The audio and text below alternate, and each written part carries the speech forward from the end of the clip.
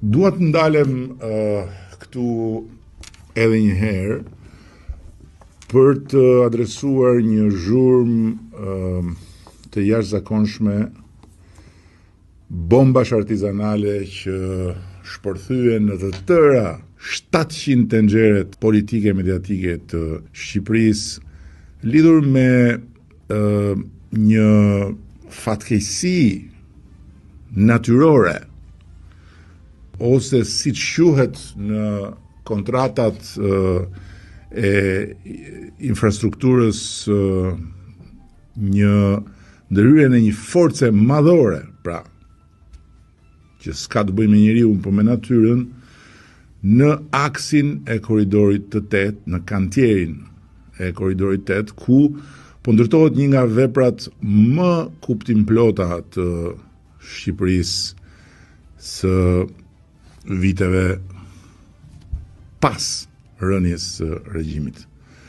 Dhe kjo zhurmë, kjo çmenduri, e cila përcolli në mënyrë këmbgulse në veshët e shqiptarëve mesazhin se ajo rrëshqiter për disa qindra metrash në një aks shumë kilometrësh ishte pasojë e korrupsionit, nuk është asgjë tjetër përveç se pjesë e një zinxhiri tërë histerie që i vjen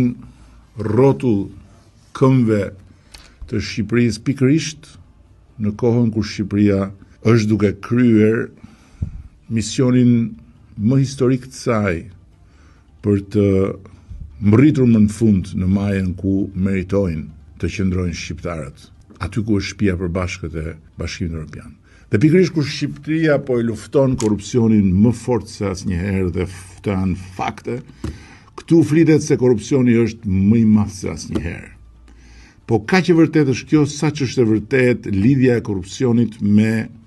atë rrëshqitje. Zero. Aty ka një gjeologji të vështirë dhe rrëshqitja ka afektuar jo aksin e ri, asgjë që lidhet me kantierin dhe me të gjitha punimet që janë bërë në kantierin përgjatë segmentit rrugës Elbasan-Qafthan, por rrugën e vjetër, në një vend ku terreni malor, formacion